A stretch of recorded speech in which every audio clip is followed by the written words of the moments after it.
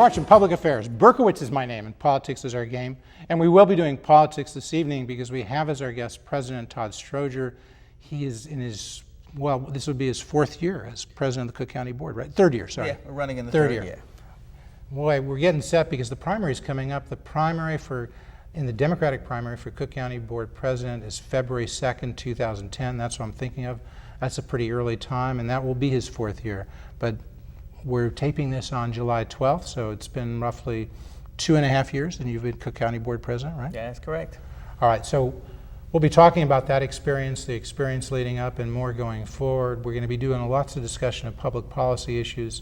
If you're watching this in Aurora or Rockford or around the state outside of Cook County, don't turn that dial or we'll come get you, because we're going to be talking about issues that are of importance to everybody around the state of Illinois. And similar issues occur no matter what county you live in, probably across the country if you're watching it on YouTube. Taxes are always important, spending is important, scandal important, reform, corruption, accomplishing things for the people, healthcare, you name it, we got it. President Todd Stroger, very briefly, and we'll talk more about this as we get into the show, jury supervisor, administrator for the Chicago Park District, an investment banker, a state rep for 8 years, alderman for 6 years, and elected Cook County Board President in 2006, serving, as we've just said, for the last 2.5 years, coming out of Xavier University in New Orleans, Louisiana, graduated from that school, lives in Chatham, Avalon with his wife, Janine, his son and daughter, and attends St. Felicitas Catholic Church. That's correct. We got it? Anything wrong? Did I get it right? Just about everything was right. All right, we're on a roll, so while we're doing that, let's get right into the issues. One issue is racism. You've raised that. Is it your view that there's racism in the media, and is that entering politics, Cook County Board politics? Well, what I believe is there's definitely some kind of bias, and it's a bias that is shown in how they not only select, but what they say about elected officials who generally come from the south side of Chicago, and sometimes in the south suburbs. If you look through the years, the African Americans have never gotten any favorable press, especially from the editorial boards. But even now, if you look at me, they spent months just trying to say there's something we don't like about Todd Stroger. They could never really say he's a crook or he's actually done something wrong. But if you spin things enough, people feel like there's something wrong. And I think this has been going on for a long time. It went on with my father. They hammered Roland Burris, Cecil Partee. If you name it, you can't find a candidate that they like who comes from my side of town. The south side? Yes.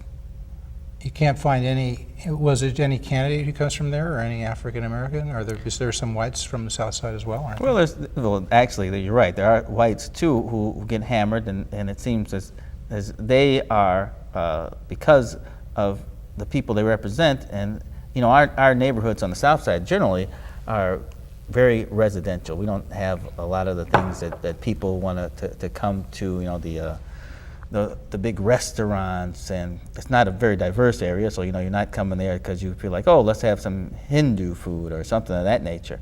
So we're just regular kind of bungalow belt homes. And in that, you also find that the media doesn't come from our area. So you're not going to find the anchors live in the area. You're definitely not going to find the producers who make a lot of the decisions live in there. You're not going to find the publishers living in our... Anchors like Warner Sanders? Where did he live? I believe he lives downtown. But okay, so is he part of the media bias, would you say? No, he's actually someone who I know and knows me, so that works much better because he's not going to say anything negative about me unless it's true. But the political editors, Mike Flannery, CBS 2 News, would you say he's fair, or is there a bias there as well? Well, if you looked at his body of work in the last 2.5 years, I think it still showed that same bias. There was a let's try to cast President Stroger in a bad light as if there's something wrong going on here. When in actuality, we spent 2.5 years making sure that this ship is right and is going in the right direction. So Flannery, you say, has that bias. Marianne Ahern, Carol Marine on Channel 5? I can't paint everyone with the same brush. I mean, there's been some people who have tried to be fair, and neutral. Who would you give as an example? Who would I give? Yeah, anybody? Can you think of one? Sure. I would say Marianne Ahern has been Fair. neutral. She asks tough questions, and she gives me the chance to respond. And she asks questions that she knows that the administration has done good things. She'll ask those questions too. So she hasn't been on either side. She just has been in the middle of the road, which is the way I'd like it to be. Her colleague, Kara Marine, is on Channel 5, Channel 11, the public TV station, also at the Sun-Times. Would she be as fair as Marianne Ahern? Well, no, not fair at all. As a matter of fact, her columns have always been as if they were written by dissenters. So they've always had some, because if you read her columns, her columns aren't, she's a columnist. She doesn't have to write fact. She's an opinion columnist. That's right. She just writes her She opinion. says that, but that's not a criticism. There are a lot of opinion columnists, right? Exactly That's right. their job, Right. express Her their opinions. opinion from the beginning is, oh, I don't like President Stroger. He's doing something wrong. She'll say something like friends and family, and then she'll mention people who've worked for the county for years that have been promoted. And she'll say certain things about them, and it doesn't have to be true. And if anybody done the research, they found they weren't true. And one more thing, and with Channel 11, I found that was a waste of like an hour and a half of my life. It takes me about 45 minutes, an hour to get up there. And then while I'm there, they would like to talk about an employee for the 17 minutes I'm on the air. So it didn't matter the things that passed in the government, didn't matter how we're spending our $3 billion. They wanted to talk about one or two employees for the whole show. So I don't even go there. Carol Marine, Elizabeth Brackett, who's ever doing the host. And to be fair to Carol Marine, when she's at Channel 11 on Chicago Tonight, and then she's on the host, then presumably she's trying to be fair because she's not an opinion journalist in that role. She's wearing a different hat. I don't know what hat she's wearing. All I can tell you is that hat hasn't been fair when I've been up there. But she's got to be, you understand a lot of the role of a journalist is to ask questions from the other side. Jeff, you read my bio. Yeah. I've been around a long time. I do understand. You do? Okay. Yes, I do. But you stipulate that journalists have to be somewhat skeptical, they have to be challenging. In my opinion, you agree? This is my opinion, a journalist has to look at all sides. So they can't speak for the people from the north side or the south side or the west side only. They have to speak for everybody. And in my opinion, I found that Ms. Moraine and a lot of other journalists, she's not the only one, have been speaking from one corner. And the same thing happens on the board. The board that gets the attention has come from the north area. So when they want to hear what's going on with the county. So that's the bias you're saying. It's not so much race, it's coming from the north side as opposed to the south side of the city. That's right. Is that what there might be some correlation between race and that geographic Yes, area. because there's more African Americans. Charles Thomas, ABC. I found him to be fair. 7. You find Charles to be fair. Okay. I'll tell you a story, and I hope I don't kind of sink Charles in this, but Charles is on WTTW, and I suspect that he is taking a good look at the county because he's a political reporter. He is. He is the political editor at ABC News yes, now. At this he time. Replaced Andy Shaw. But before then, he was more general. Yes, yeah. And he was on the Friday show, and he says, "Well, I don't see what President Stroger has done wrong. I think he's done this, this, and this." You haven't seen Charles Thomas on that show since. Come on, you don't think that, do you? Yes, I do. You think they really would? Yes, I do. They would hold it against him and not invite him back. I think he's been on blackballed. that Chicago Week in Review. That's what you're referring to. Yeah, I think he got blackballed. The Joel Weitzman hosted show. Yes. He got blackballed because they didn't like his views? Because they didn't want him to say anything positive about me at that time. And that's just the way of the world. So you're telling me I could get on Chicago Week in Review if I just say some positive, if I say some negative things about Todd Stroger? I don't know if it's that easy. I was going to say. I was just telling you how to get off. Get off, say positive things, and that's it. All right. Yes. But more seriously, if there is this issue of whether it's racism or Northism, whatever you want to call it, North-South issues, you have a bunch of folks running. Actually, now they're running. They're not just thinking about running for Cook County Board President. Alderman Tony Preckwinkle's one, Circuit Court of the Clerk Dorothy Brown, Congressman Danny Davis.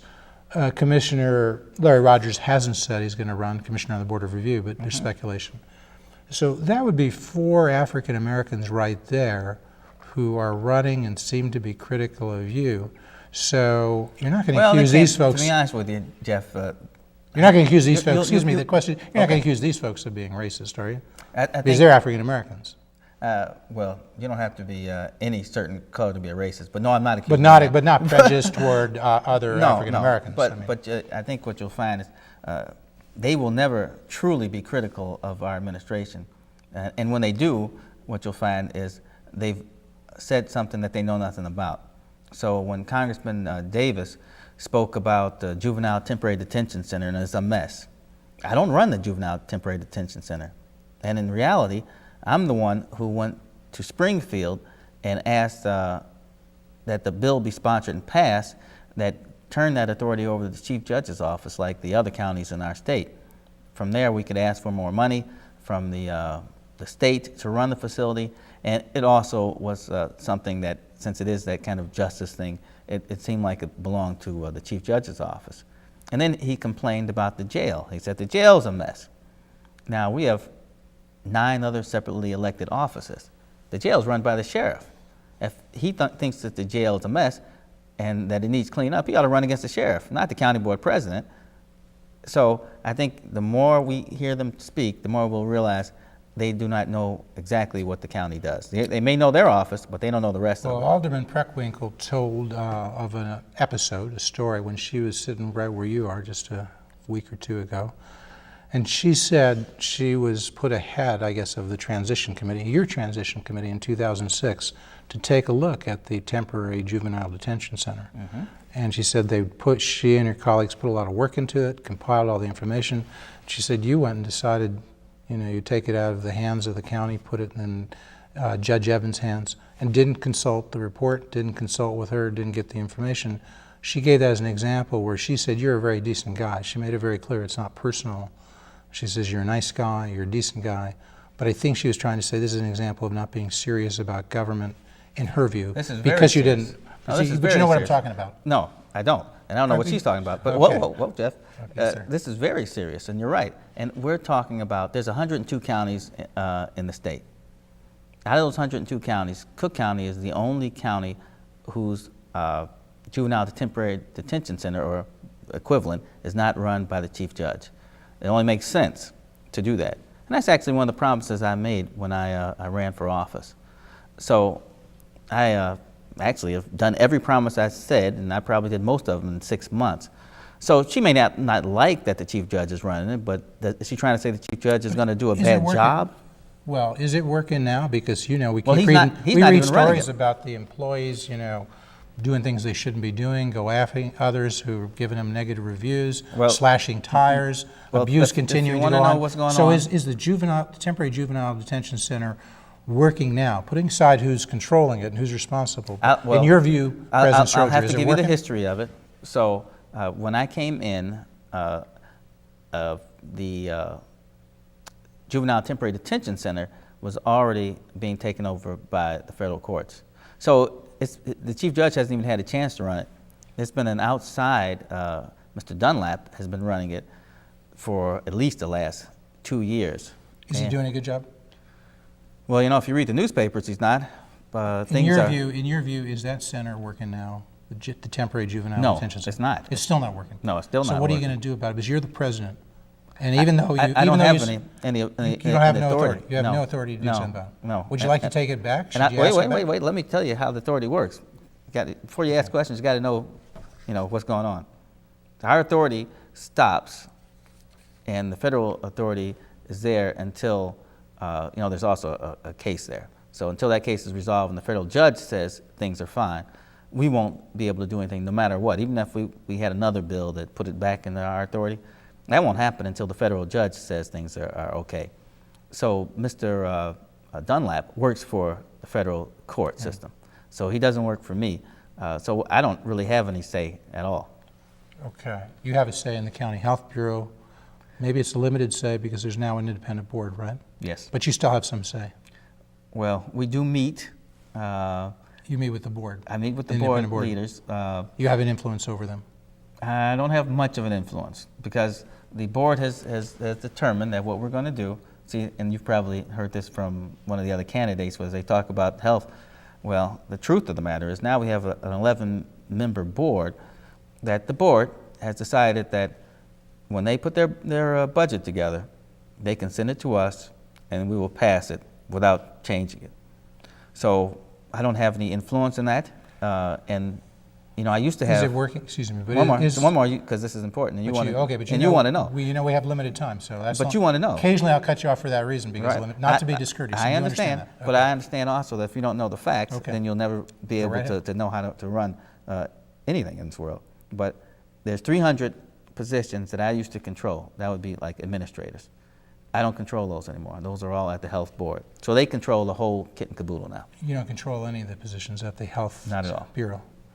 And so the people who say, as far as Claypool continues to raise the issues of whether there are waiting lines for mammograms, I think Parika raises that issue, Suffredin raises that issue. You got waiting lines. Well, let me but finish. I- let me get okay.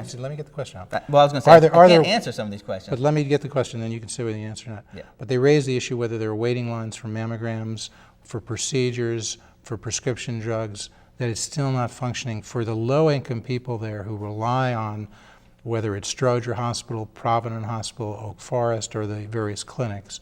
They're not getting the services they should get given the amount of money that's being spent. That's the allegation.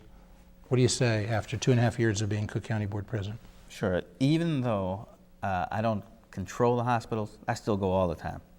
Matter of fact, when I fractured my finger, I went to Stroger Hospital to have had worked on. But I go to Stroger, Oak Forest, Provident Hospital. I talk to the doctors, the nurses, the administrators, and the patients. And the problem when you have commissioners talk in this fashion, right off the bat, they don't realize that we see about 1.25 million patients, or patient visits in a year, and that 57% of those patients have no insurance. And that with these large numbers, you're always going to have a line. Unless we build another hospital and, probably 5 more clinics and some closer to the hospitals than others, there's always going to be a long line. So you think it's working? Oh, The hospital. The hospital's The working. hospital's working, the clinics The are problem working. is we have a lot of patients. But you still think, are the people getting the services they should be getting for the amount of money that's being spent? People stop me all the time. I don't stop them. People stop me. They stop me in front of the hospital. They stop me at the grocery store. And they say, thank God for that hospital. Thank you for fighting for it. So I take my cue from the people who are the patients. How many residents in Cook County? About 5.4 million. Can you relate to all those residents, the diverse, because that's a very diverse group. There are African Americans, there are whites, there are Hispanics, there are females, there are males. But seriously, it's a very diverse group in age. right. Because some people say your inner circle, it's not very diverse. When you go back to that office, you've heard this probably. No. You haven't heard this? But No, let me I've get out never the heard this question. before. What they say is that you get a lot of 40-somethings who are African American. There are not as many females there, not as many whites there in that inner circle. They're not people You're from talking about Palatine. my administration. Yeah, they're not people from Palatine, from Skokie. So the question is whether you can relate to the entire Cook County. Indeed, whether you can relate to the folks from Inglewood. Because when you walk into the Health Bureau, it's President Todd Stroger. You're not just a guy. Jeff Right. Berkowitz or somebody Correct. else. So you got to realize you're going to get some special attention because of who you are. And the question is, but I do you was have talking you have about an the inner patients, circle though. but do you have an inner circle who's a diverse, so that you can have the diversity to recommend and suggest and advise you Oh, yes. Speaking of diverse, I don't, for one thing, for your inner circle, not just working for Cook County, but your inner circle. people you know I what mean? talk to. The top 5, 10, Right. the kitchen cabinet. yes.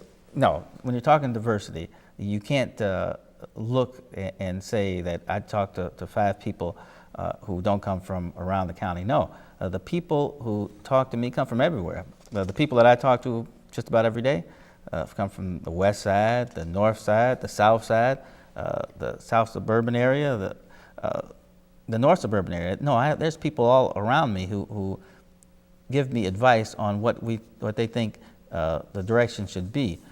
And the people who tell you that probably couldn't even tell you the people who they think are my top advisors. They're your top advisors, because you know the stuff has been raised, the criticism that you complained, Carol Marine asked you a lot about, we're going to touch on. We're not making the whole show about it, but we're making part of the show. Because they raised the issue of Tony Cole, why he was hired, why he was promoted, Right. why after the allegation is made, you knew that he had arrests that he had not disclosed. And you know what the problem was with that, since you brought that up? The problem with the Carol Marine asking me those questions was I answered them, and then I said, are we going to talk about the county?